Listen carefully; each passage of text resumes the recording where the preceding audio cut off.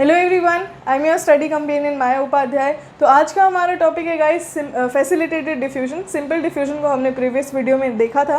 अगर आप लोगों ने नहीं देखा है तो प्रीवियस वीडियो को देखिए, उसमें आपको समझ में आएगा कि सिंपल डिफ्यूजन का प्रोसेस कैसे होता है और उसके क्या क्या एग्जाम्पल्स हैं। और आज का जो वीडियो है वो फैसिलिटेटेड डिफ्यूजन पर बेस्ड है। इसमें बहुत सारे चैनल्स और कैरियर प्रोटीन्स है जिसको हम देखेंगे। Okay, so first of all अगर फैसिलिटेटेड डिफ्यूजन के बारे में देखें तो ये सिंपल डिफ्यूजन से डिफरेंट कैसे है। तो पहली कॉमन चीज़ तो ये है कि these both are passive processes, right.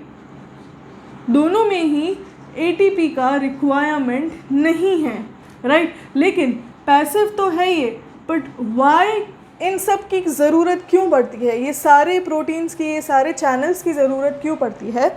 Guys, simple diffusion में हमने देखा था कि जो नॉन चार्ज पार्टिकल्स हैं, जो लिपिड सॉल्यूबल पार्टिकल्स हैं और जो वेरी वेरी स्मॉल पार्टिकल्स हैं, स्मॉल मॉलिक्यूलर वेट के पार्टिकल्स हैं, वो सभी जो मॉलिक्यूल्स हैं वो बहुत ही ईजीली मेम्ब्रेन के थ्रू ट्रांसपोर्ट हो रहे थे, ट्रैवल कर रहे थे without any help of ATP as well as without any help of carrier और channel proteins. But what about macromolecules and what about charged molecules, right? तो इन दोनों को ट्रांसपोर्ट करने के लिए we need transport proteins. We need transport proteins and these transport proteins can be carriers or these transport proteins can be channels. Okay guys, तो ये दोनों चीज़ें बहुत ही ज़्यादा इम्पॉर्टेंट है। एटीपी यहाँ पे भी हमें नहीं चाहिए और यहाँ भी हमें चाहिए क्या, ट्रांसपोर्ट प्रोटीन्स की बहुत ज़्यादा रिक्वायरमेंट है। Okay, that is why it is known as facilitated diffusion, because facilities should be provided for the transfer of molecules. तो यहाँ पे मैंने जो ड्रॉ किए हैं बहुत ही डिफरेंट टाइप्स ऑफ चैनल्स हैं, ठीक है, जिसमें फर्स्ट जो हम देखेंगे these are known as aquaporins. ये जो पिंक कलर में हैं these are aquaporins. Now guys, ये उसी रूल पे काम करता है विच इज़ कि जो मॉलिक्यूल्स है वो हायर कॉन्सेंट्रेशन की प्लेस से लोअर कॉन्सेंट्रेशन की प्लेस पर ही ट्रैवल करने वाले हैं। Okay, the molecules will travel from a place of higher concentration gradient to a place of lower concentration gradient. Okay, अभी क्या होने वाला है, एक्वापोरेंस के बारे में हम देखेंगे। नेम से ही पता चल रहा है, aquaporins means here the transport of water molecules. Okay, the transport of water molecules, H2O. Imagine if H2O is here in a very high concentration.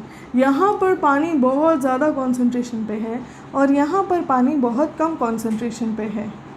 Okay, very less concentration. So what will happen कि जो पानी है वो obviously अपनी ज़्यादा concentration की place से lower concentration की प्लेस की तरफ ट्रैवल करेगा थ्रू दीज चैनल्स। जब कॉन्सेंट्रेशन ग्रेडियंट डेवलप होगा, डिफरेंस डेवलप होगा, तो क्या होगा कि ये जो प्रोसेस है ये होगा, इसको हम डिफ्यूजन के थ्रू भी एक्सप्लेन कर सकते हैं। बट अगर हम इसे थोड़ी डिफरेंट तरह से एक्सप्लेन करें तो क्या होगा, ये हो जाएगी ऑस्मोसिस की definition. How, let me explain you. For example, पानी तो है लेकिन इसमें यहाँ पर बहुत ही कम मात्रा में सोडियम प्रेजेंट है और यहाँ पर बहुत ही ज़्यादा मात्रा में सोडियम प्रेजेंट है। Okay, sodium is present. Now when the movement of water molecule takes place when the concentration of solute is lower to the place of where the concentration of solute is higher, then that process is known as osmosis. Right guys, osmosis की definition है ये।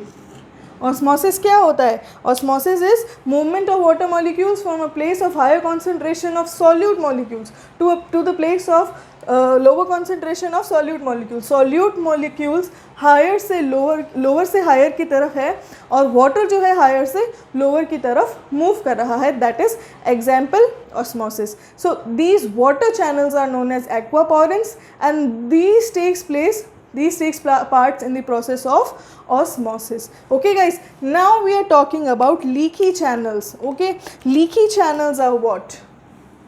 अगर leaky channels की बात करें तो leaky channels क्या होते हैं? ये एक बहुत ही बेसिक कंडीशन है गाइस कि क्या होता है, सेल के अंदर पोटेशियम की जो कॉन्सेंट्रेशन है वो बहुत ही ज़्यादा होती है और सेल के बाहर पोटेशियम की कॉन्सेंट्रेशन बहुत ही कम होती है। ओके, सो लीकी चैनल्स क्या होते हैं? दे लीक एवरी टाइम, नाम से ही पता चल रहा है, they leak. So what will happen, concentration gradient develop हुआ है, so from here this potassium will travel to the outside of the help through this channels, through this leaky channels. और इसका जो एग्जाम्पल है, ये चैनल हमेशा काम आता है रेस्टिंग पोटेंशियल को क्रिएट करने के लिए। ये किसके लिए काम आता है? रेस्टिंग पोटेंशियल को क्रिएट करने के लिए। जब हम न्यूरोलॉजी पढ़ेंगे, जब हम रेस्टिंग पोटेंशियल आराम से देखेंगे, इसमें हम सिनेप्टोनीमल कॉम्प्लेक्स और रेस्टिंग पोटेंशियल, एक्शन पोटेंशियल, सारी ही चीज़ें कवर करेंगे। But for now you guys need to know कि जो लीकी चैनल्स है वो पोटेशियम के movement from the inside of the cell to the outside of the cell के लिए यूज़ में लिया जाता है। नाउ वोल्टेज गेटेड सेल्स क्या होते हैं, वोल्टेज गेटेड चैनल्स क्या होते हैं, हम सॉरी, वोल्टेज गेटेड चैनल जो है, अगर हम नेम पे फोकस करें तो it depends upon the voltage created. Voltage mean difference in charge. If we talk about Na plus and Ca plus plus, the both of their concentration inside the cell and outside the cell. Now remember, अगर potassium की जो concentration है वो cell के अंदर हमेशा ज़्यादा रहने वाली है, तो सोडियम की जो कॉन्सेंट्रेशन है वो सेल के अंदर हमेशा के लिए ही कम रहने वाली है। Okay, this is by default in resting potential. Now what will happen? There is a difference in voltage created. Okay, there is a difference in voltage created. In this situation what will happen कि higher concentration से sodium, ये जो ढक्कन खुल जाएगा, इसका जो ये कैप वाला एरिया है ना, this will open up, this lid will open up when a difference in voltage is created.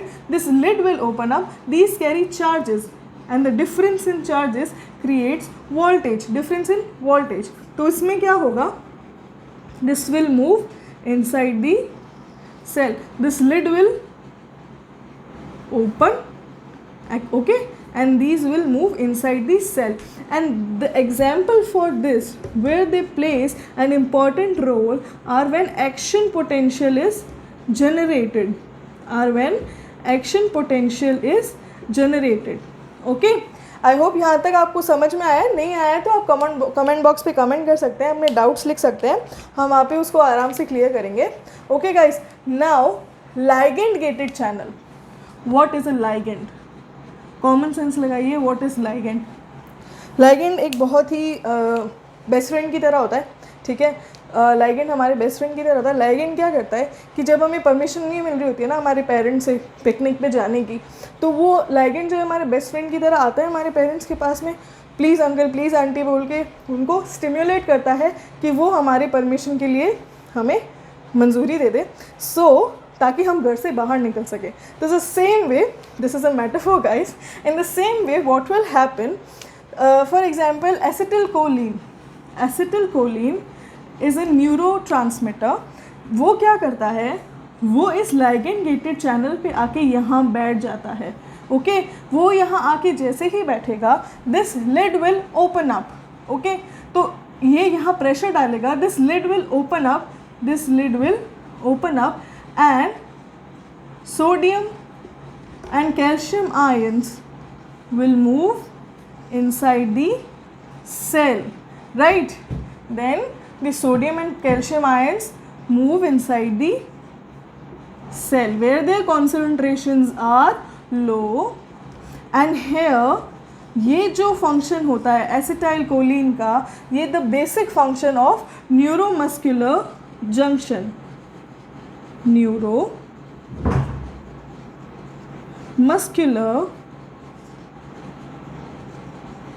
Junction, okay, या मसल कॉन्ट्रैक्शन में काम आता है। या कहाँ काम आता है ये काम आता है मसल कॉन्ट्रैक्शन में काम आता है।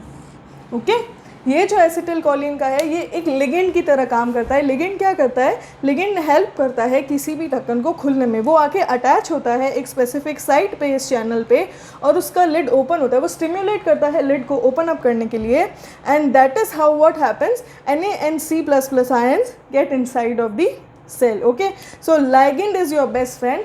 In this case your best friend is acetylcholine. Okay, now if we talk about mechanically gated channels, mechanically gated channels always works on high pressure,